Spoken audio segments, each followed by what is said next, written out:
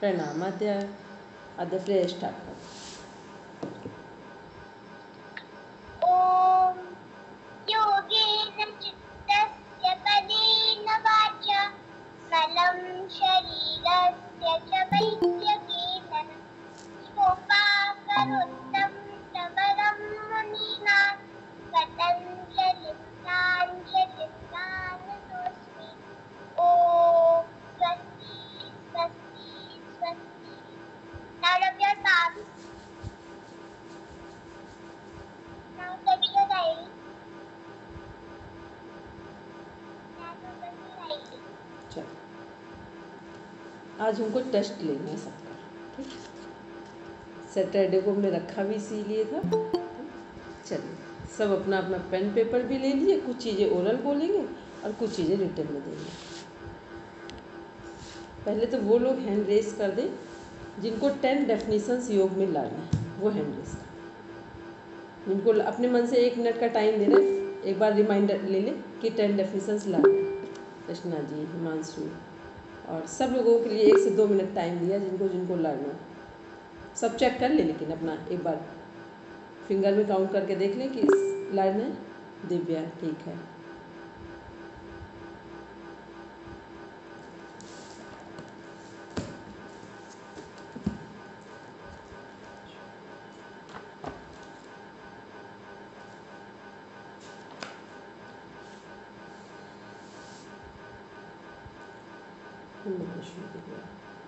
चलिए अब कुछ हम डेफिनेशंस के नाम बोल रहे हैं, या तो बुक्स के रेफरेंस को कनेक्ट करेंगे या डेफिनेशंस बोलेंगे। बस आपको बताना है ये किसकी है, या जिन्होंने डेफिनेशन दी उनका नाम बोल रहे हैं।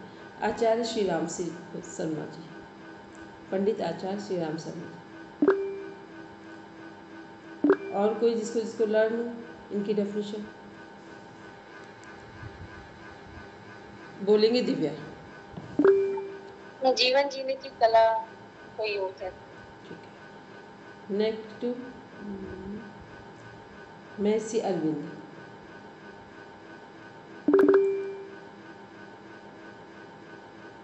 महर्षि अरविंद जी की डेफिनेशन किसको लर्न है? चलो हिमांशु बोलेंगे। संपूर्ण जीवन ही योग है। ठीक है।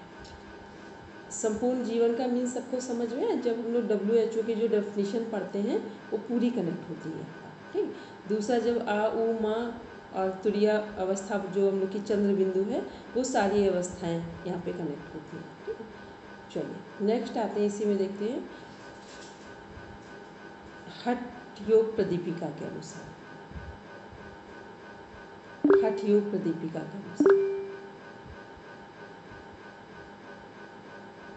बोलेंगे हिमांशु बोलेंगे। जैसे जल में नमक घुल जाता है, वैसे ही हमें योग में इस तरह से घुल जाना चाहिए जिससे हमको मोक्ष को पाना हमारे लिए इजी हो जाता है। मतलब जल में नमक जिस तरह से घुल गया है, वैसे ही हमारा अस्तित्व परमात्मा में लीन हो जाए, ठीक। ये है। चलिए वेरी गुड। नेक्स्ट आते हैं, अब रचना जी आप बोलेंगी, 2 डेफिनेशंस को कनेक्ट करेंगे, एक याज्ञवल्क्य की स्मृति के अनुसार और एक कठोपनिषद के अनुसार। योगः प्रश्मनो मनः प्रश्मनोपाय योग इत्यभिधीयते। नहीं, ये तो वशिष्ठ संहिता के अनुसार है। इसके अनुसार होगा इंद्रियों की स्थिर धारणा का नाम ही योग है। ये तो कठोपनिषद।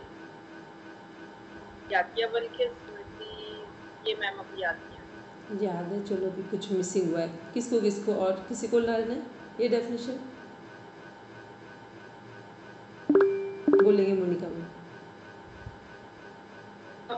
याज्ञवल्क्य जी का है, संयोग योग इत्युक्ते जीवात्मा परमात्मा ने।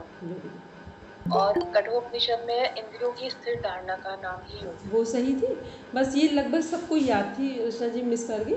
जीवात्मा और परमात्मा का मिलन ही योग है, ठीक है। बस ये ध्यान रखिए। नेक्स्ट आते हैं, इसी में देखते हैं श्रीमद् भगवद गीता में 6 चैप्टर में 23rd नंबर की एक डेफिनेशन है, किसको किसको ला है बोलेंगे हिमांशु। दुख के संयोग में भी वियोग रहना। दुख का जो संसार में जब हम लोग का दुख रूपी जो संयोग है उसका वियोग होना, ठीक। तो वियोग का मीन्स हो गया कि जो हम लोग संसार में ओवर अटैच्ड हो रहे हैं उसके कारण क्या हो रहा है, दुख उत्पन्न हो रहा है। तो उससे जैसे वियोग होगा तो वो हमारे लिए योग हो जाएगा, ठीक। वेरी गुड हिमांशु, बहुत अच्छे से तैयार किया, ठीक, अच्छी बात। चलिए नेक्स्ट आते हैं। अब हम लोग देखते हैं इसमें जो हमारे योग शब्द है उसको 3 अर्थों में लिया गया है, किसको किसको, ये प्रॉपर लर्न है। योग शब्द को 3 अर्थों में यूज किया गया है।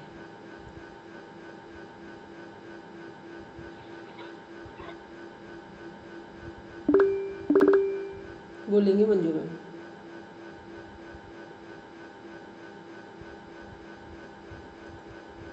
मुझे क्या है क्या? हाँ मंजू मैम आप ही को बोलो। हाँ। जी जी, युजिर योगे, युजिर समाधि और युजिर संयमनी। वेरी गुड, ठीक। ये क्या है, 3 अर्थों में योग को लिया गया है। नेक्स्ट आते हैं, इसी में देखते हैं योग से संबंधित जो भ्रामक धारणाएं हैं वो गृहस्थ और सन्यासियों के बीच में क्या अंतर है इसमें, उसकी 3 कोई भी पॉइंट्स बोलेंगे, आराम से सोच कर बोलेंगे, बहुत जल्दी नहीं। 3 पॉइंट बोलने हैं, गृहस्थ और सन्यासियों के बीच में भ्रामक धारणाएं क्या है, बोलेंगे हिमांशु। बोलो मैम। ऐसे मतलब जो है कुछ भी बोल सकते हैं ना, मतलब कि जैसे बोल रहा था कि बच्चों के लिए जरूरी नहीं है, महिलाएं नहीं कर सकती हैं। हमने सन्यासी भी जोड़ा इस पर, ठीक। बच्चे हैं ही नहीं वहाँ पे, पहले क्वेश्चन पूरा ध्यान से हमने कहा गृहस्थ और सन्यासी, ठीक। तो गृहस्थ में महिला और पुरुष दोनों आएंगे, ठीक। सन्यासी वो हो गए जो घर पे नहीं है, ठीक है। एक सन्यासी वो हो गया, वो बड़ा स्तर हो गया कि गृहस्थ में ही सन्यासी हैं, ठीक है, वो तो बहुत बड़ी बात हो गई। अभी एक भ्रामक धारणाओं में हम यूज़ कर रहे हैं, क्वेश्चन है तो हमने गृहस्थ और सन्यासियों के बीच में 3 कोई भी पॉइंट्स बोलने हैं। आराम से सब लोग सोच कर बोलिए। बोलिए रचना जी, आप बोलिए। मैम ये कहा जाता है कि ये गृहस्थ लोगों के लिए नहीं है, केवल सन्यासियों के लिए ठीक है। है, योग केवल एक शारीरिक व्यायाम मात्र है। तो इसमें आहार संयम जो बताया है, तो सन्यासियों के लिए आहार बहुत ही लिमिटेड बताते हैं और गृहस्थ अच्छी मात्रा में लेते हैं। तो ऐसा कहते हैं कि योग में आहार संयम होता है, इसलिए गृहस्थ लोग योग नहीं कर सकते, क्योंकि वो आहार संयम उस तरह से सन्यासियों की तरह नहीं करते। ठीक। बोलेंगे मंजू मैम। मंजू मैम बोलेंगे। जी, ऐसा प्राय ऐसे योग शब्द सुन के लोगों के दिमाग में ऐसा रहता है कि ये चीज ऐसे लोगों के लिए है जो संसार छोड़ चुके हैं, मतलब संसार से जो विरक्त हो गए हैं और उन्हीं को करने के लिए है, ऐसा लोगों के दिमाग में फिट रहता है। और गृहस्थी लोग तो जो काम करते हैं, दिन भर मेहनत करते हैं, उन्हीं से उनके ये सब कुछ हो जाता है, तो उनको योग की जरूरत नहीं है। जबकि गृहस्थियों को इसलिए जरूरत है क्योंकि सबसे अधिक संघर्ष कहाँ है पता है ना, गृहस्थ जीवन में है। इतना संघर्ष कहीं नहीं है। हाँ, देखो जब किसी को कहते हैं ना योग करने के लिए, बोले हमारे तो वैसे दिन भर हम काम करते तो हमारे तो वैसे हो जाता है, लोग प्राय जवाब उन्हीं का यही होता है। सही, वो अपने हिसाब से सही है, ठीक है। क्योंकि गृहस्थियों को योग इसलिए चाहिए क्योंकि वो हर क्षण युद्ध के मैदान में है। तो उनको सन्यासियों का तो एक पक्ष तो क्लियर है, कम से कम ये काम नहीं करना है, ये उनके दायरे में नहीं आ रहा, लेकिन गृहस्थियों का कोई पक्ष क्लियर नहीं है। बोलेंगे फटाफट। जी, प्लस में ये भी होता है कि जी हमारे को तो टाइम ही नहीं मिलता है ग्रस्त के चक्रधन से। तो हम कैसे करें? एक ऐसी समस्या है कि फिर वही कभी हो जाता है ना कि हर चीज़ के लिए टाइम नहीं मिलता है, फिर वही डॉक्टर्स के यहाँ बैठेंगे जाके तो टाइम मिलता है, कोर्ट कचहरी तो टाइम मिलता है, और अदर कहीं किसी के उसमें ऐसी चीज़ों में फंसते हैं जाकर जहाँ बिना वजह समय जा रहा होता है। सभी परिचित हैं इन चीज़ों से, ठीक है। तो ये सब वो समय है जिसको हम अपने लिए नहीं निकालते हैं, ठीक है। और ये हमको इतने लंबे समय का मेरा अनुभव है, जब जब आप अपने लिए समय नहीं निकालते हैं, तब तब आप देखेंगे कि आप दुनिया से अलग हो रहे हैं। ठीक, सब आपको से दूर जाना चाह रहे हैं, और जब जब आप अपने लिए समय निकालते हैं, तब लोग आपके पास आना चाहते हैं। ठीक, कुछ साइंटिफिक व्यू है और कुछ मतलब जो हम लोग का यूनिवर्सल लॉ जिसे बोल सकते हैं, या यूनिवर्सल के जो यूनिवर्स के पूरे नियम काम करते हैं, वो क्या है, जिस चीज़ के लिए हम भाग रहे हैं तो वो हमसे दूर जाएगी, और जिसको हम छोड़ते वो मेरे पास आएगी। ठीक है, तो ये क्या है, इसलिए गृहस्थियों के लिए योग सबसे ज़रूरी है। और हमको मैं तो ऐसा लगता है सारे काम छोड़कर गृहस्थियों को सबसे पहले योग ही करना चाहिए, क्योंकि फिर पूरे दिन युद्ध के मैदान में पता नहीं क्या क्या आएगा सामने। ठीक है, चलिए अब आते हैं नेक्स्ट, देखते हैं हम लोग नहीं, यहाँ पे। इसी में एक बात ये भी है ना कि योग महिलाओं के लिए भी नहीं है, ये भी एक भ्रामक धारणा है ना। ये तो एक ऐसी भ्रामक धारणा होगी ना, जिसको पता नहीं ये कहाँ से आ गई है, जिसको बोले हम लोग, है ना। ये तो मतलब ये वाली जो धारणा है, वो मेरे समझ से उन लोगों की धारणा रही होगी जिन लोगों के मन में ये चलता है कि फीमेल को, कुछ लोगों का होता है ना माइंडसेट है कि फीमेल को बिल्कुल अंडर में रखना है, जो खराब वाला, जिसको शब्दों में यूज़ नहीं करेंगे। ठीक है, क्योंकि हम सब लोग एक श्रेष्ठ कैटेगरी में आते हैं, लेवल में आते हैं, तो वो उनका मतलब नहीं हम लोगों के लिए। ठीक, तो वो एक अलग सेंस है, तो वहाँ पर हम लोगों की कोई बातचीत नहीं उनकी। ठीक है, बाकी कोई ऐसा नहीं है। जो लोग थोड़े से भी समझदार हैं, वो कोई भी मेल पर्सन होंगे, अगर थोड़े भी समझदार हैं तो वो इस बात से पूरा सहमत होते हैं कि फीमेल स्वस्थ है तो पूरा घर स्वस्थ है। ठीक, यदि थोड़े भी नहीं समझदार है तो फिर कोई बात नहीं। तो पर ऐसा परसेंटेज बहुत कम होता है दीदी परिवार में, उससे कोई मतलब नहीं, परसेंटेज कम हो और ये मतलब नहीं है। उसका सॉल्यूशन भी आपने हमें बताया कि वो समझदार नहीं है, तो उन्हें समझदार कैसे बनाया जाए। तो समझदार के वो लिए उनको समझदार बनाया जाए, समझदार के संकल्प लिए शक्ति से। समझदार के लिए तो ये सही बात है कि वो हम ही लोग समझदारी डेवलप कर सकते हैं, बाकी सबको नहीं किया जा सकता। और दूसरा एक नियम है इस यूनिवर्स का, क्योंकि हम भी आप ही लोग जैसे हैं, जब जब परेशान हो या चीज़ें बहुत स्ट्रगलिंग फेस आता है तो समझ में आ जाती है कि क्या होता है ना, इस दुनिया में 100 में से 80% लोग भीड़ का हिस्सा हैं, जिनको जिधर फ़ायदा होगा उधर खड़े हो जाएंगे। सिस्टर शिवानी एक बार सत्संग वो अपना ले रही थी, तो उन्होंने एक बात कही थी, सब लोग इतना कॉन्सेंट्रेट होकर बैठे थे, तभी उन्होंने एक बात बोली, कहने लगे अगर अभी कोई बाहर एक ज्योतिषी आ जाए, एस्ट्रोलॉजर आ जाए, और वो हाथ देखने, वो क्या सही गलत का छोड़ दो, बस एस्ट्रोलॉजी आती है और किसी का वो हाथ देख रहे हो, with in half an hour में ये हॉल खाली हो जाएगा। पता है तो हम लोगों की प्रवृत्ति किस तरह की है।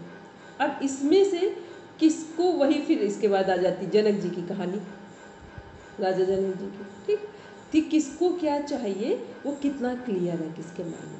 ठीक है, तो ये क्या है, ये वही योग है जिसको हमने योग को जीवन में लाने का प्रयास किया है या केवल शब्दों में लाने का प्रयास किया। यदि हम योग में अपनी समस्याओं को सॉल्व कर सकते हैं, क्योंकि देखो हर समय वो अप्स एंड डाउन आते हैं, यदि हम 2, 4, 5 दिन के अंदर उन चीज़ों को फिर टैकल कर ले जाए तो समझ लेना योग से परिचित है।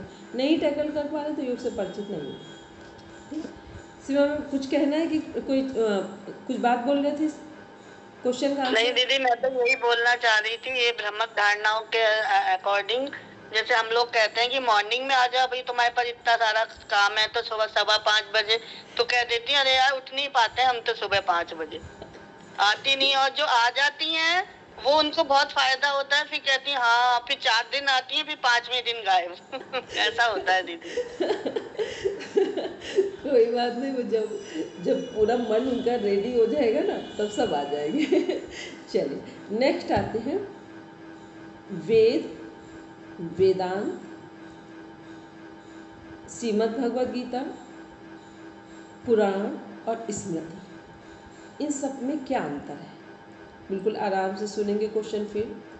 वेद, वेदांत, श्रीमद् भगवद गीता, स्मृतियाँ जो हमारी हैं, और पुराण, इनमें क्या अंतर है?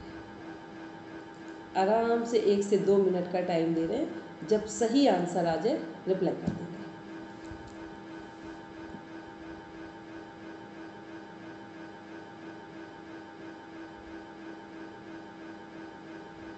बोलेंगे मंजू जी, सबसे प्राचीनतम ग्रंथ है जिनमें तिनके से लेकर ब्रह्मांड तक का ज्ञान है। उपनिषद वेदों का सार है और वो ज्ञान प्राण से संबंधित है। और पुराण जो है वो श्रीमद् भगवद गीता उपनिषदों का भी सार है। और जन सामान्य के लिए समझने के लिए जब जो वेद और उपनिषद जैसे ग्रंथ नहीं पढ़ सकते हैं वो श्रीमद् भगवद गीता के माध्यम से इस सृष्टि के बारे में और जीवन के बारे में समझ सकते हैं, ब्रह्मांड के बारे में।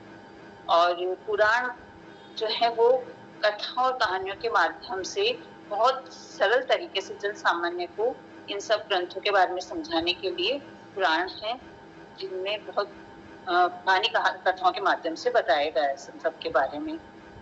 और चौथा क्या? स्मृति, मनु स्मृति, याज्ञवल्क्य की स्मृतियाँ जो है हमारी, मुझे इसके बारे में नहीं आया।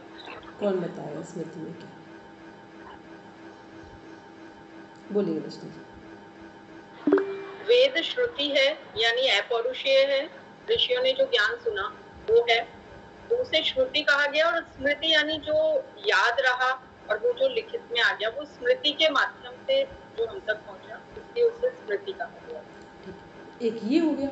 और एक जो हमारी स्मृतियाँ हैं जैसे मनु स्मृति, याज्ञवल्क्य की स्मृति, तो वो स्मृतियाँ क्या, उसमें क्या है उसके अंदर? उसमें जीवन जीने की पद्धति के किस तरह से वर्णाश्रम व्यवस्था बनी, किस तरह से पुरुषार्थ चतुष्टय है, इन सबका जो विवरण है, एक व्यवस्था जो होनी चाहिए। मनुस्मृति में जिस तरह से व्यवस्था प्रतिपादित की गई, 4 आश्रम बताए गए, 4 वर्ण बताए गए, वो सारी जो व्यवस्था बताई गई वो स्मृतियों के अंतर्गत। और स्मृतियाँ क्या हैं? जो वेद और उपनिषद में जो चीज़ें मंत्रों के माध्यम से बताई जा रही हैं या समझाई जा रही है, वो बहुत गूढ़ ज्ञान है वहाँ पर। तो स्मृतियों में उनको अलग अलग कर लिया गया है। स्मृतियों में क्या किया गया है? उन्हें अलग अलग डिफाइन कर दिया गया है। ठीक है, जैसे इसमें हम लोगों ने 16 संस्कार देख लिए। ठीक है, वर्ण व्यवस्था, आश्रम, तो ये क्या हो गया? है तो सारा वेदांत। हमने एक चीज़ बताई थी, जो भी कुछ इस दुनिया में हम लोग फिलॉसफी में, दर्शन में या अध्यात्म में पढ़ेंगे वो सब किसके अंदर है? सारा कुछ वेद और वेदांत में ही। ठीक, अब उसको सरलतम भाषा में एक संक्षिप्त ढंग से या ये कहते पूरा क्लैरिफिकेशन के साथ कहाँ किन पॉइंट्स को डिफाइन करना है, तो स्मृतियों ने क्या किया है कि जो वेदांत में हमने आपसे बोला था 21 पॉइंट्स हैं वेदांत के अंदर। ठीक, वो 21 पॉइंट्स सभी के सभी एक साथ कहाँ है? स्मृतियों में डिफाइन किए गए। ठीक है, जितनी साधनाएं हैं। ठीक है, क्या कहना मतलब? संहिता और स्मृति अलग अलग है ना? संहिता स्मृति अलग अलग है। संहिता तो वो हो गया जो हमारे वेद किससे बने हैं? संहिता, ब्राह्मण, आरण्यक और उपनिषद, इनसे मिलकर बने। संहिता में क्या है? जितने हमारे वैदिक मंत्र हैं वो सबका संकलन कहाँ है? संहिता में है। फिर उन वैदिक मंत्रों को कैसे बोले, क्योंकि मंत्र कब फलीभूत होते? जब उच्चारण सही होगा और उनके प्रति भाव सही होगा। कई बार उच्चारण भी सही हो, आपका भाव ठीक ना हो, आपका उच्चारण गलत हो जाएगा। ऐसे लोग हैं मेरे, अभी तो नहीं, करीब जब हमारी इंटर्नशिप हुई थी तो हम एक लोगों को जानते हैं, वो अगर नॉर्मल बोले तो एक शब्द को कई बार बोलने में 10 सेकंड का टाइम लग जाए, जिसे बोलते तुतलाना नहीं, हकलाना बोलते। ठीक, वो वाली स्थिति। और वही जब मंच पर गुरु जी के मंत्र उच्चारण करते हैं तो मेरी नज़र में इतना सुंदर उच्चारण जल्दी जल्दी सुनने को नहीं मिलेगा, और ये सबको पता है। ठीक है, तो ये क्या है कि जब आपका भाव बहुत सही होता है ना, तो जब किसी के लिए आप वो समर्पित भाव में बोलने जाते हैं तो आश्चर्य होता था कि ये वही व्यक्ति है जो स्टेज से बाहर ये है, और स्टेज पर जब गुरुजी की बात कर रहे हैं तो लगता है कि क्या वाणी इनकी हो गई। तो फिर इसका मतलब यही हो गया कि मंत्रों में उच्चारण के साथ साथ भाव जगत बहुत आवश्यक है। यहाँ पर आपने थोड़ा भी होशियारी चालाकी कुछ इधर उधर किया तो कई बार उच्चारण अच्छा लगेगा पर उसमें बहुत प्राण तो नहीं आता वहाँ पर। ठीक है, तो ये क्या है? ये है ब्राह्मण।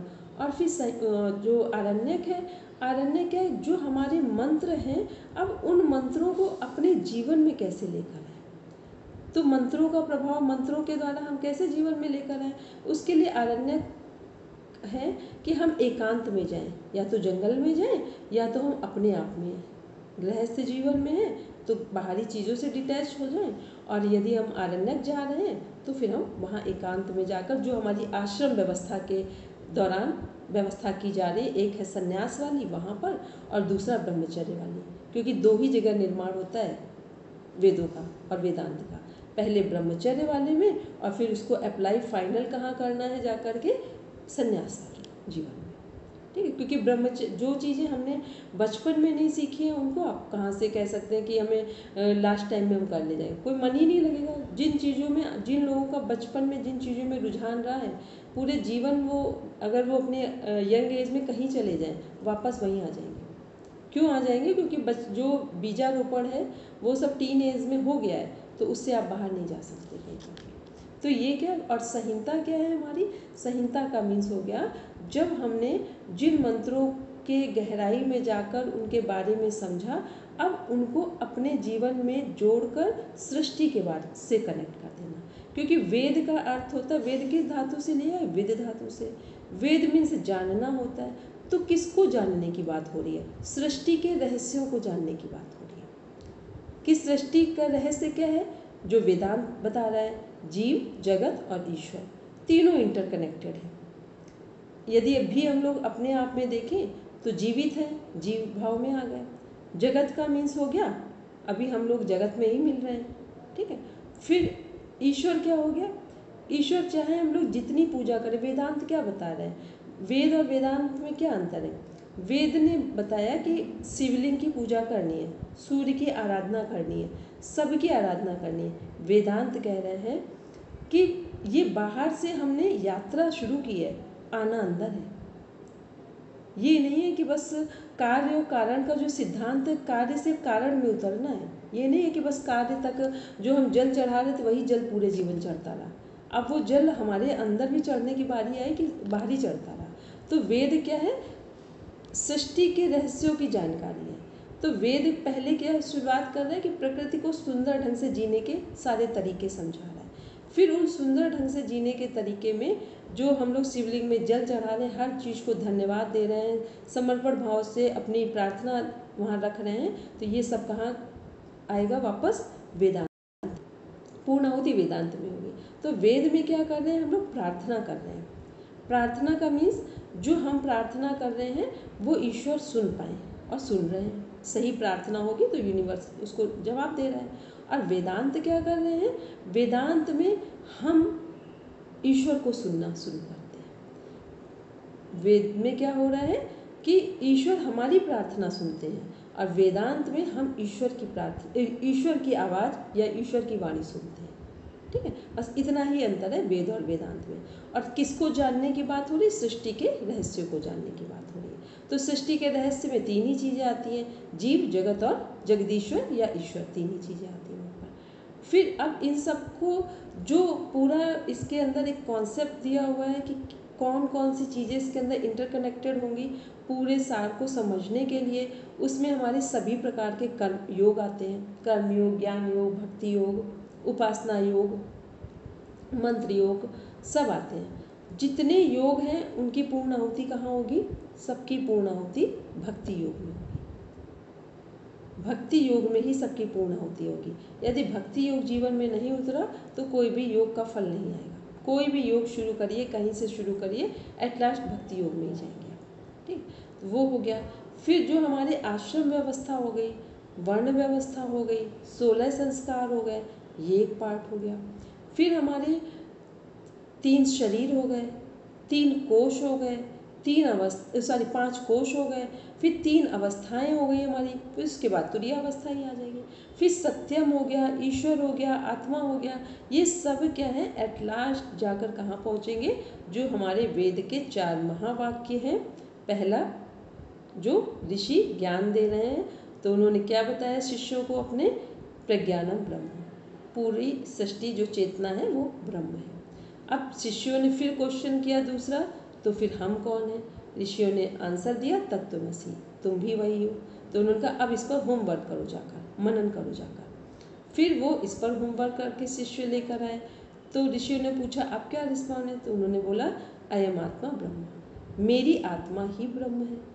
अब फिर संकुचित हो गया दायरा, ओपन तो हुआ है लेकिन संकुचित हुआ, मेरी आत्मा ही ब्रह्म है। फिर ऋषियों ने फिर वर्क दिया निधिध्यासन का, उनका फिर होमवर्क करके लेकर आओ। अब की बार उन्होंने क्या बोला शिष्यों ने, अहम ब्रह्मास्मि। ठीक, अहम ब्रह्मास्मि का मीन्स हुआ मैं ही ब्रह्म हूँ, ब्रह्म ही मैं है। ठीक, तो ये क्या है, ये पूरा वेद वेदांत, क्योंकि ये वाले जो अभी हम जिस पर चर्चा कर रहे हैं ये सब कॉन्सेप्ट ऐसे हैं जिनको हम लोग पूरा पढ़ के रख लेते हैं, कभी वो उससे हम लोग माइंड को कनेक्ट ही नहीं कर पाते हैं कि ये क्या बोल रहे हैं, किसकी बात हो रही है। तो हम लर्निंग वाले लर्निंग पार्ट में लेंगे ना, तो ये चीज़ लर्निंग का विषय नहीं है, इसको समझना ही पड़ेगा। कुछ चीज़ें होती लर्न कर लो तो आपको लगता है ठीक लग रहा है, पर ये समझने वाले टॉपिक्स हैं। तो ये हमने देखा वेद वेदांत और जो हमारा श्रीमद् भगवत गीता है, स्मृतियाँ क्या हैं, पुराण क्या, और पुराण क्या है, जस्ट लाइक अ सीरियल है।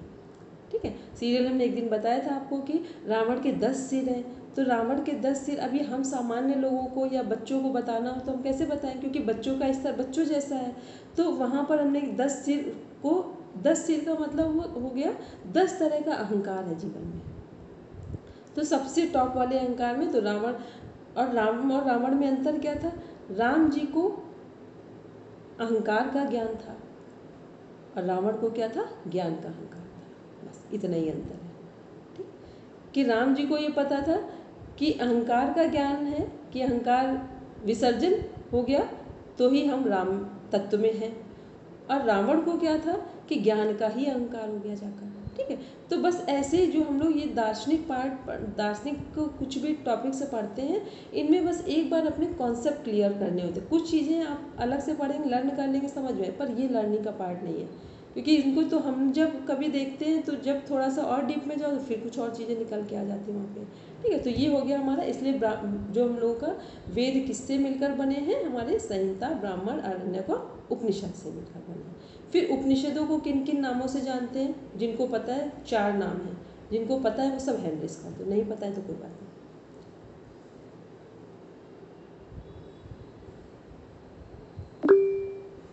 बोलेंगे हिमांशु। वेदांत, ब्रह्मसूत्र, न्याय सूत्र, ज्ञान कांड और उत्तर मीमांसा। ठीक, क्लियर। चलिए, सबने हैंड रेज किया है, हैंड डाउन करेंगे कि कुछ पूछने के लिए कि बताने के लिए। चलिए, अब आते हैं नेक्स्ट, हम लोग क्वेश्चन पे आते हैं कि जो हमारा ज्ञान, हाँ एक बात और समझ लें, कर्मयोग किसके लिए है, हमारा चित्त शुद्धि के लिए। कर्मयोग का कॉन्सेप्ट क्या है, चित्त की शुद्धि, और उपासना योग का कॉन्सेप्ट क्या है, चित्त की सिद्धि।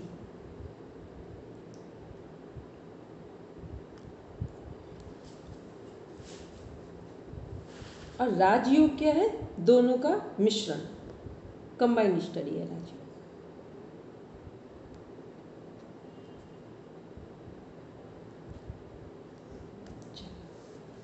अब आते हैं नेक्स्ट, लेते हैं इसी में। योग दर्शन के अनुसार 3 मेन मुख्य अंग कौन कौन से हैं, या योग दर्शन जो बुक है वो 3 चीज़ों पर आधारित है।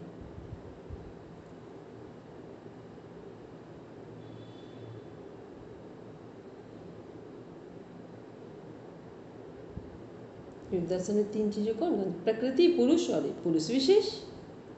ठीक, ये बिल्कुल ध्यान में रखेंगे। ठीक, योग दर्शन में जब 3 बोल दिया तो 3 का मतलब है प्रकृति, पुरुष और पुरुष विशेष। ठीक, सांख्य दर्शन में लेंगे तो प्रकृति और पुरुष, तो वहाँ द्वैतवाद हो गया, यहाँ त्रैतवाद हो गया। ठीक, और जितने हम लोग उत्तर मीमांसा से कनेक्ट करके पढ़ेंगे जाकर, या आदि शंकराचार्य जी से संबंधित कुछ भी पढ़ेंगे, तो वहाँ क्या है, अद्वैत वेदांत की बात है, वो अद्वैत में चला जाएगा। ठीक है, बोलेंगे मतलब दीदी, योग दर्शन में हम ये भी कह सकते हैं ना कि जैसे सत्य, रज और तम ना, वो त्रिगुणात्मक, वो प्रकृति, वो सब प्रकृति में आ गया। मतलब त्रिगुणात्मक तो प्रकृति के गुणों का है, हाँ, है? प्रकृति के गुण है। वो प्रकृति के गुण होगा। ठीक है, चलिए अब नेक्स्ट हम लोग क्वेश्चन इसमें लेते हैं। जो हमारा जितने दर्शन हैं, सबको दर्शन के राइटर पता है कि नहीं? एक बार सब अपना अपना चेक करके देख लीजिए। सभी को 6 के 6 जो दर्शन हैं उसके राइटर पता है?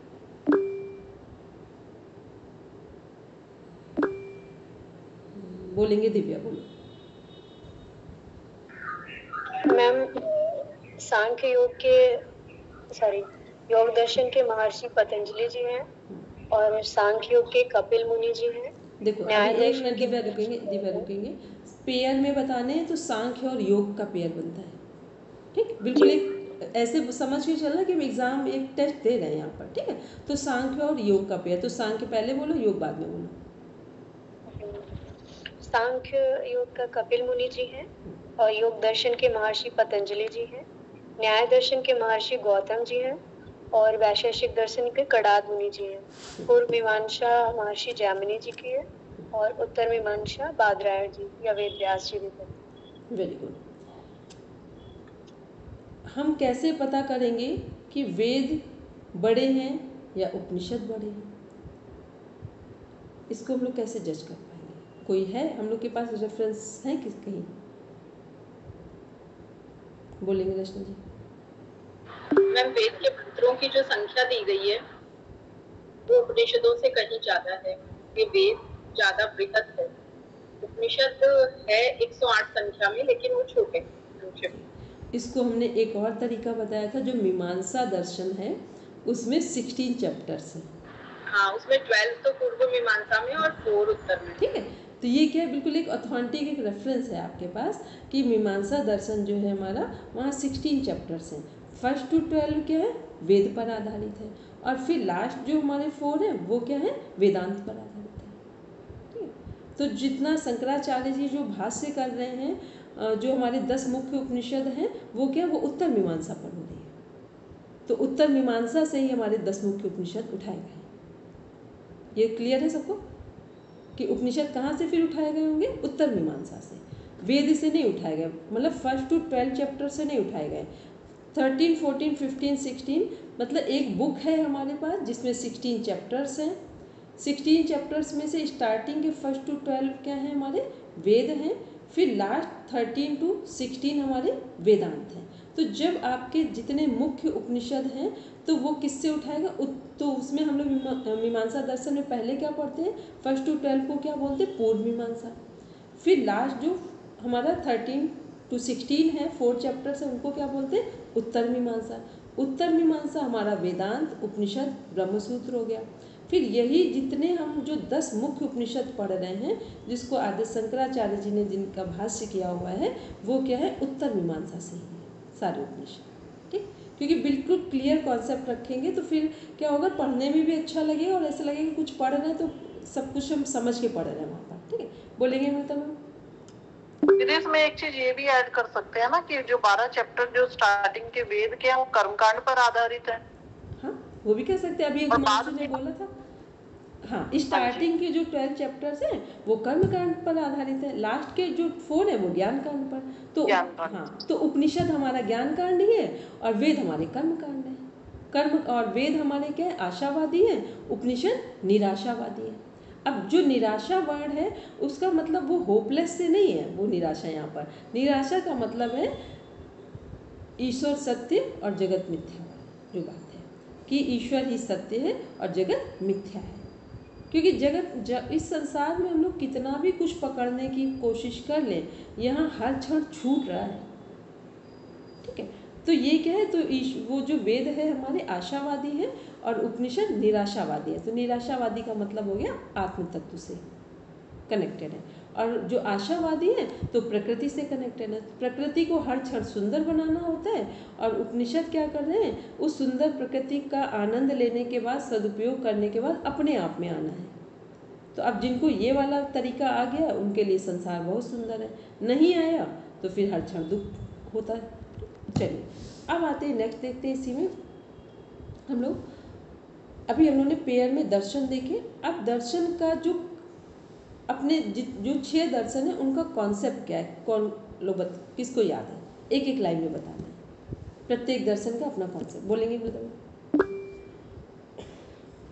यदि योग दर्शन में ईश्वरवाद बोल सकते हैं, चित्तवृत्ति निरोध बोल सकते हैं। योग दर्शन का जो कॉन्सेप्ट है, योग और दर्शन का सांख्य दर्शन में सत्कार्यवाद, ठीक है, सांख्य सत्कार्यवाद हो गया। और न्याय दर्शन आ जाएगा हमारा। न्याय दर्शन है, ईश्वरवादी है इसे कहेंगे। और वैशेषिक है, परमाणु आ जाएगा दीदी इसमें, पदार्थ का हुआ है, पदार्थ पर काम हुआ है। जी दी। पूर्व मीमांसा में है कर्मकांड, और उत्तर में है ज्ञान कांड। तो एक मीमांसा दर्शन है वहाँ पर, और एक लास्ट क्या वेदांत भी है, ठीक है। उत्तर मीमांसा, जी दी। तो जो मीमांसा है उसमें 2 पार्ट्स है, 2 पार्ट्स में डिवाइड है, 2 भागों में डिवाइड है, ठीक है। और जब वेदांत की बात होगी तब वो सिंगल बात की जा रही है वहाँ पर, ठीक है। वेदांत में सिंगल उसको कर दिया गया है। जैसे अभी हम लोग कुछ पढ़ते हैं ना, तो एक पूरे ओवरऑल स्टडी कर रहे हैं और एक अलग कर लिया गया किसी हिस्से को, ठीक है। चलिए अब नेक्स्ट आते हैं, इसमें देखते हैं एक बार लाइफ डिवाइन सोसाइटी की स्थापना किसने की है।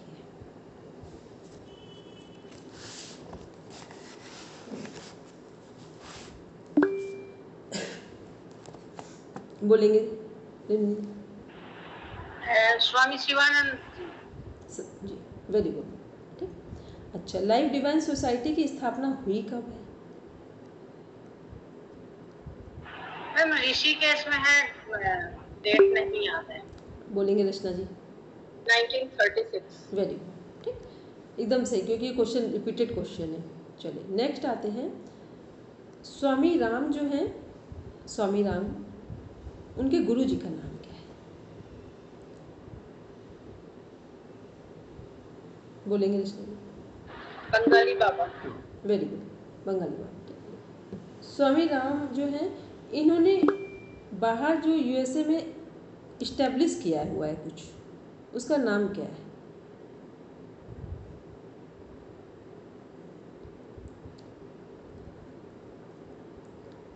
जहाँ से स्वामी राम बिलोंग करते वही नाम कनेक्टेड है। बोलेंगे Rachna ji. Himalayan Institute of yoga.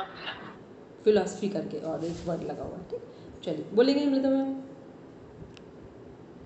दीदी यही बोल रहे थे। ठीक, ठीक है। चलिए नेक्स्ट आते हैं, इसी में देखते हैं महर्षि अरविंद जी ने का योग में कंट्रीब्यूशन क्या क्या है, योग में इन्होंने क्या क्या कंट्रीब्यूट किया है।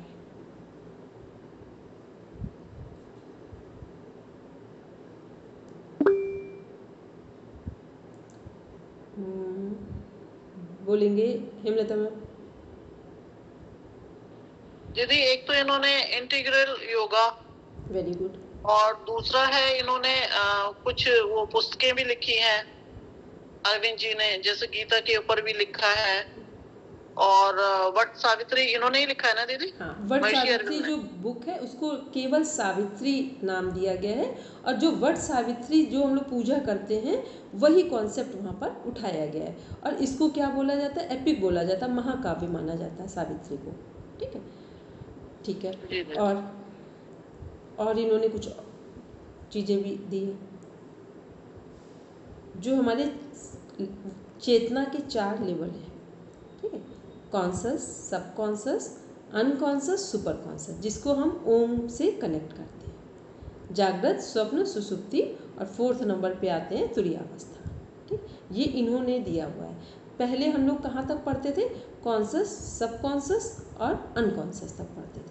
इंडियन जो फिलॉसफी या साइकोलॉजी जो है महर्षि अरविंद ने, उसमें सुपर कॉन्शस को ऐड किया है, ठीक है। अदरवाइज जो वेस्टर्न फिलॉसफी में देख रहे थे वो वहाँ पर 3 लेवल है हमारे। तो ये हमने किसके बारे में देखा, इनका महर्षि अरविंद का क्या कंट्रीब्यूशन है, और क्या चीज़ें हैं, इन्होंने ध्यान पर पूरा काम किया, मेडिटेशन पे। पांडिचेरी में इनका आश्रम है, आज भी चल रहा है, एक अच्छी स्थिति में है, और पूरा जो कुछ भी वहाँ कार्य हो रहा है वो पूरा मेडिटेशन बेस्ड है। चलिए नेक्स्ट आते हैं, इसी में देखते हैं स्वामी दयानंद सरस्वती जी का योग में कंट्रीब्यूशन क्या है।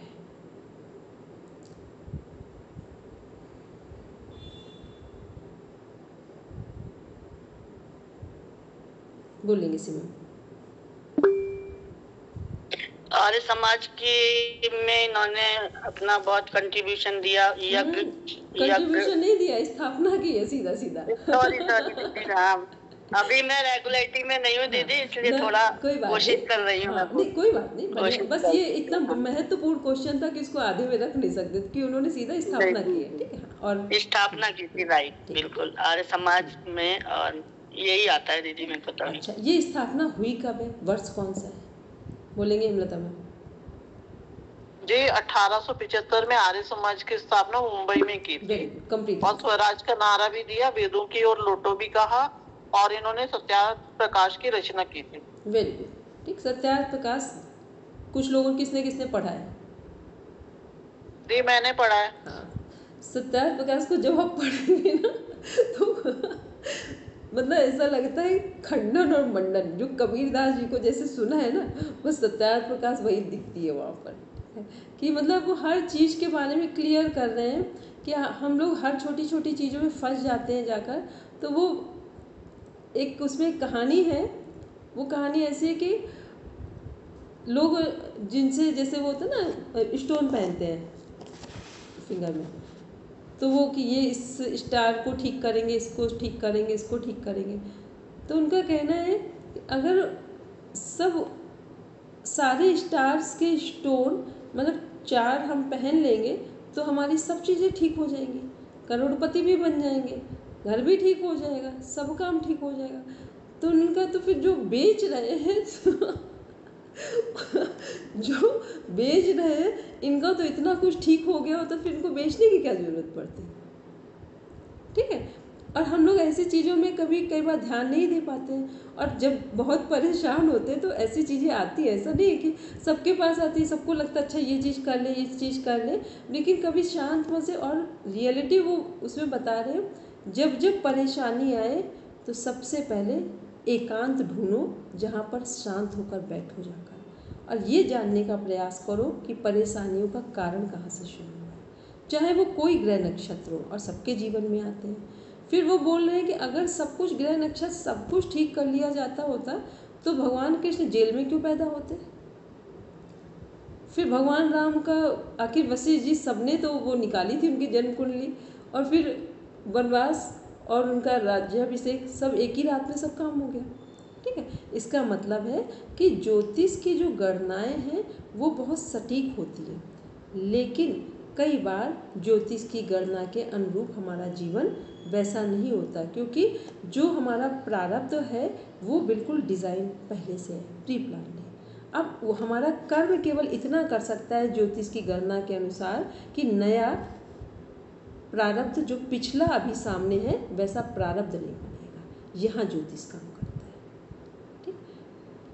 क्लियर होगी बात? ज्योतिष कहाँ काम कर रहा है कि जो पिछला प्रारब्ध अभी हमारे सामने आया है, अब बस दोबारा ऐसा ना बने, इसमें ज्योतिष हमें अलर्ट कर सकता है, वहाँ हम काम कर सकते हैं, ठीक।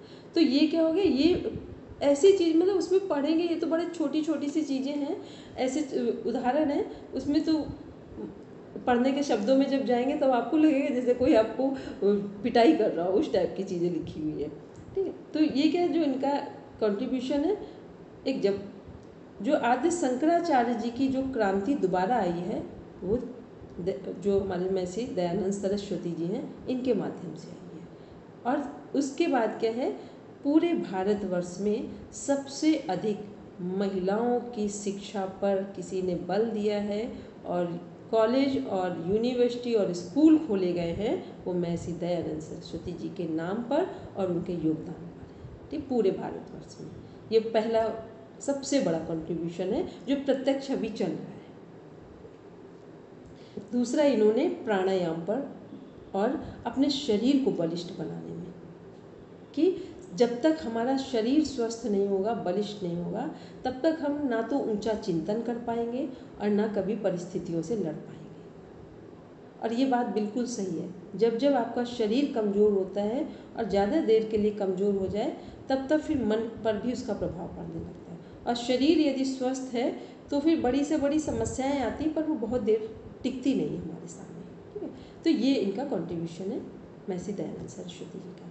फिर नेक्स्ट आते हैं आचार्य श्री राम शर्मा आचार्य जी का। किसको किसको याद है? जिनको भी याद हो कि उनका कंट्रीब्यूशन क्या है बोलेंगे मंजू।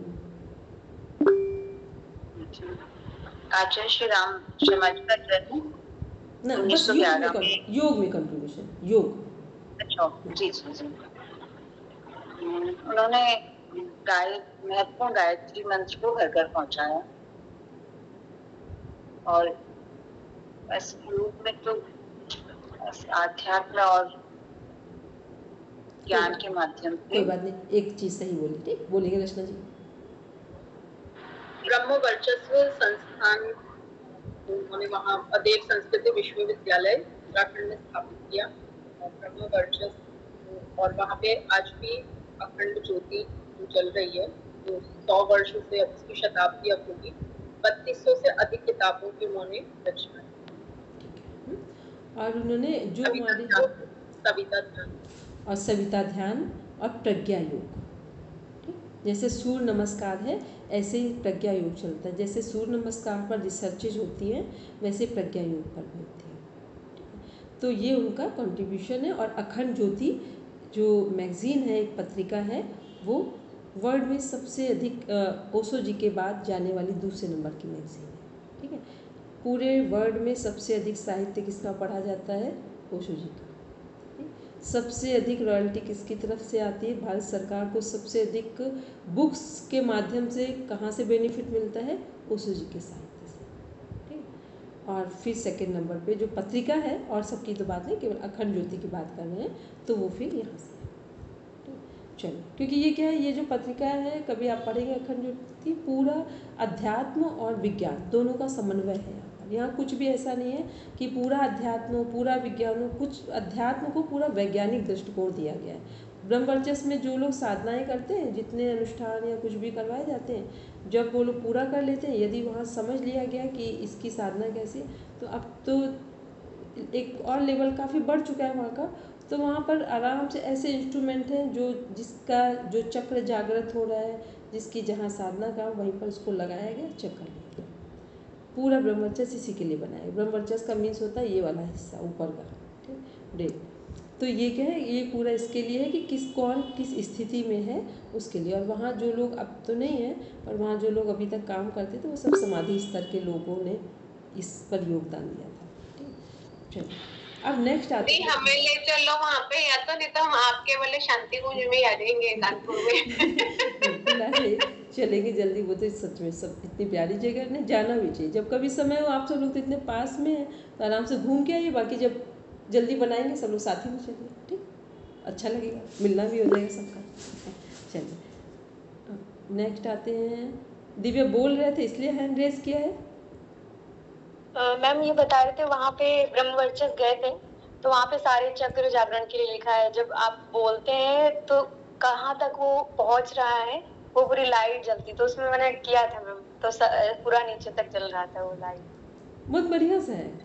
मतलब ये तो चीज़ें ऐसे हुई। वहीं पर हमने एक चीज़ देखी, अब तो चीज़ें चेंज कर दी क्योंकि अभी वो सब लोग हैं नहीं वहाँ पर। लेकिन कितना भी होता, काम तो गुरु जी की चीज़ें कर ही रही हैं। कि स्टार्टिंग में बहुत साल तक एक चीज़ रही थी कि एग्ज़ाम में कोई वहाँ पर आप टीचर नहीं होते थे एग्ज़ाम हॉल में। आराम से आप एग्ज़ाम दीजिए। कोई भी सामान हम लोगों को कहीं से भी उठाना है, लाइब्रेरी से लेना है, या हमें अपना जो स्टेशनरी वाला सामान है कितना भी महंगा है, उठाना भी खुद है, पैसे भी खुद रखने हैं। आप आज रखाओ, 1 महीने बाद रखाओ, कोई पूछने वाला नहीं, कोई कहने वाला नहीं। आप सोच सकते हो ऐसे काम कब होते होंगे। इतना आसान नहीं है इन कामों के लिए कि कोई भी काम आपके लिए कोई कहीं बैठे ना, कोई देखे ना। तो वहाँ पर जब स्टार्टिंग में थे ना, तो होता था, बहुत सारी चीज़ें आती थी कि कुछ लोग थे जो हैं वो अभी भी, ठीक है। तो वो लोग बोलते थे कि देखो यहाँ पे खांसी भी आती ना तुम सभी को, तो वो भी यहाँ पे रिकॉर्डेड है। तो इसलिए चिंता नहीं करो, किस लिए आए हो यहाँ, सब पढ़ने भी आए हो, अपना अपना प्रारब्ध भी काटने आए हो, दोनों काम करने आए। ये संस्था इसीलिए बनाई गई है, ठीक है। तो ये क्या है कि ये सब एक विज्ञान और अध्यात्म का एक समन्वय स्थापित है कि कैसे हम क्या कर रहे हैं, तो उसका वैज्ञानिक दृष्टिकोण क्या है और उसका आध्यात्मिक दृष्टिकोण क्या है। तो ये हो गया आचार्य श्री राम शर्मा जी का। अब नेक्स्ट आते हैं, इसमें देखते हैं गोरक्षनाथ जी की बुक्स के नाम। किसको किसको लगाएंगे?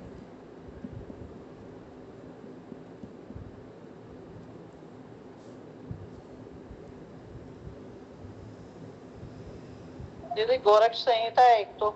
Very good. शतक भी गौरव शतक, गोरख शतक। सीधे सिद्धांत सिद्धांत पद्धति। पद्धति। और एक और आपके सिलेबस में ही एक बुक और है, योग भी वेरी गुड, योग भी। सब लोग आज हिमांशु के लिए क्लैपिंग करो पहले, ठीक? क्योंकि कोई भी अच्छा करे तो उसको बिल्कुल हृदय से साधुवाद, आशीर्वाद, सबकी तरफ से सुंदर सद्भावना, ठीक? क्योंकि अब हम भी चाहते हैं कि जो लोग जो भी पढ़ रहे हैं वो सही ढंग से पढ़ के आगे निकलो। फीमेल का सद्बुद्धि जागना फीमेल की बहुत ज़रूरी है, ठीक? चलिए अब नेक्स्ट आते हैं, इसी में देखते हैं। तो ये हो गया हम लोग का गोरक्षनाथ जी का। अच्छा, जो जितने हम लोगों के हठ योगी हैं उनका स्थान कहाँ पर माना जाता है, कौन से स्थान को पर्टिकुलर उनका स्थान माना जाता है? जैसे हम लोग मानते हैं ना कि भगवान कृष्ण की जन्मभूमि मथुरा है, भगवान राम अयोध्या है, तो ऐसे गोरखनाथ जो है गोरखपुर माना जाता है दीदी। वेरी गोरखपुर और नेपाल का जो बॉर्डर है, नेपाल माना जाता है। हाँ जी, गोरखपुर और नेपाल जुड़े हुए हैं। हाँ जी। ठीक है, फिर नेक्स्ट आते हैं, इसी में देखते हैं महर्षि पतंजलि का कंट्रीब्यूशन क्या है योग में।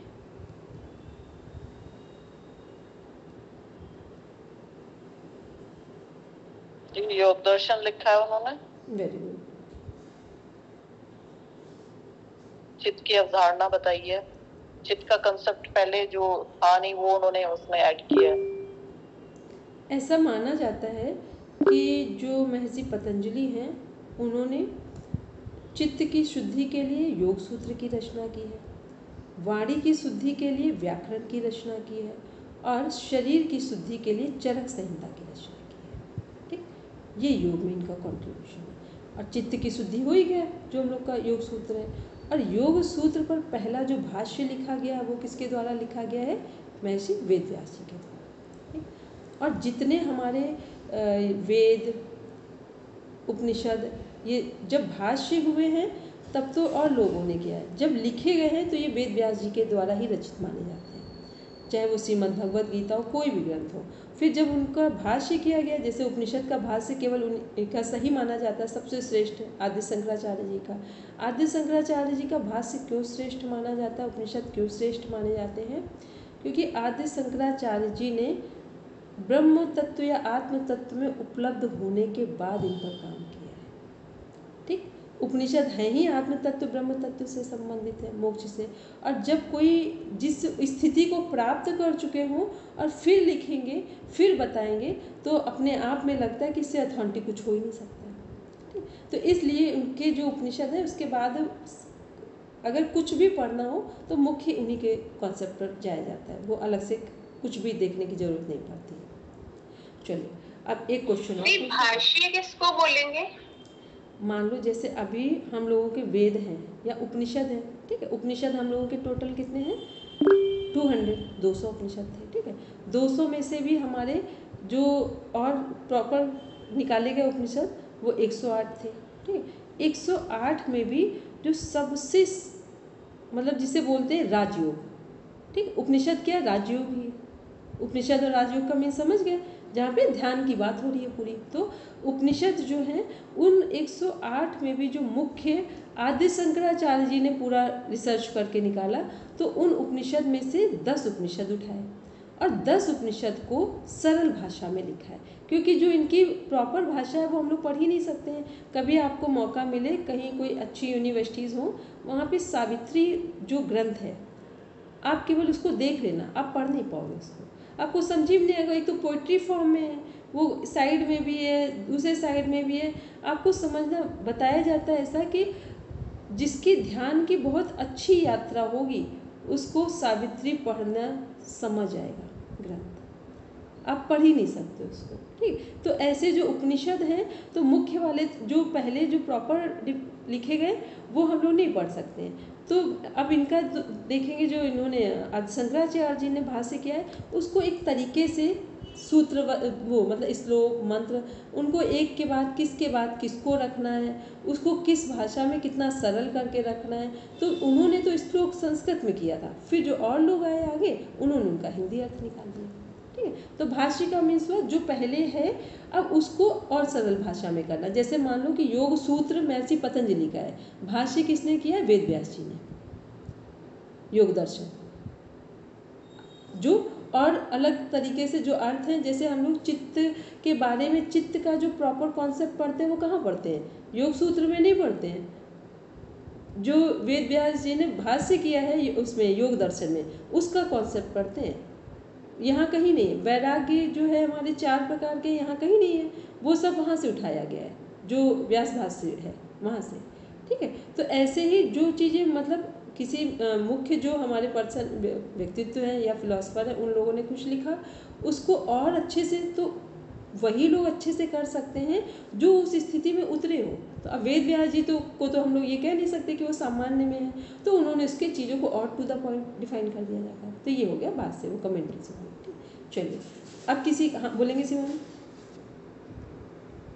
दीदी? अभी आपने 3 शुद्धियों की बात बताई थी, एक तो चित्त शुद्धि और दूसरी वाली नहीं सुनी मैंने ठीक से, एक शरीर शुद्धि, वापस बता दीजिए। चित्त शुद्धि था, कर्म योग से हम चित्त की शुद्धि करते हैं। जो भी कर्म योग करेंगे कार्य के माध्यम से चित्त की शुद्धि करते हैं, और उपासना योग से चित्त की सिद्धि करते हैं। सिद्धि का मतलब ठहराव आ गया, पहले शुद्ध कर लिया फिर उसको स्टेबल कर दिया, पहले प्योरिटी आई फिर स्टेबिलिटी आई।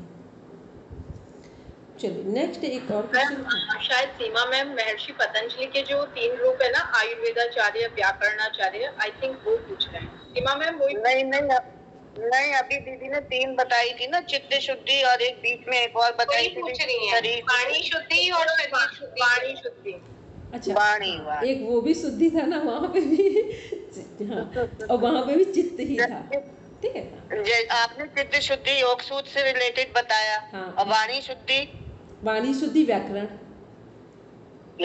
और शरीर शुद्धि चरक संहिता। और यही चित्त सिद्धि और शुद्धि वहाँ पे भी था, क्योंकि चित्त वहाँ पे ले रहे। कर्म योग से भी चित्त की शुद्धि हुई थी और उपासना योग से चित्त की सिद्धि हुई थी। ठीक, इसलिए 3 बोला तो हमें उधर याद है। ठीक है, चलिए ठीक है। अब कल के लिए होमवर्क है सबका।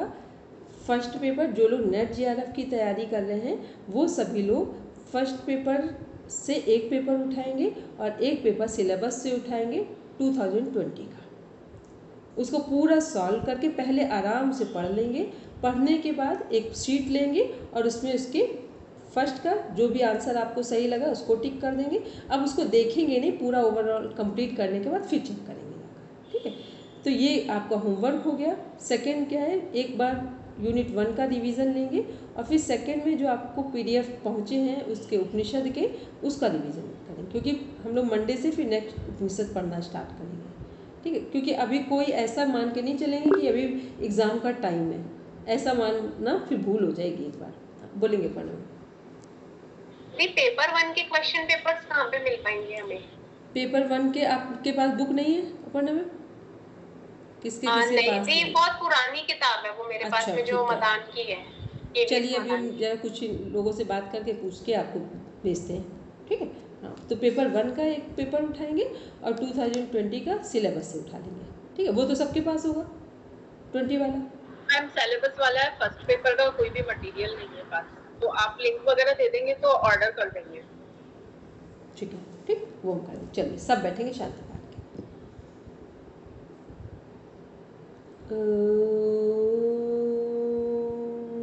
शांति शांति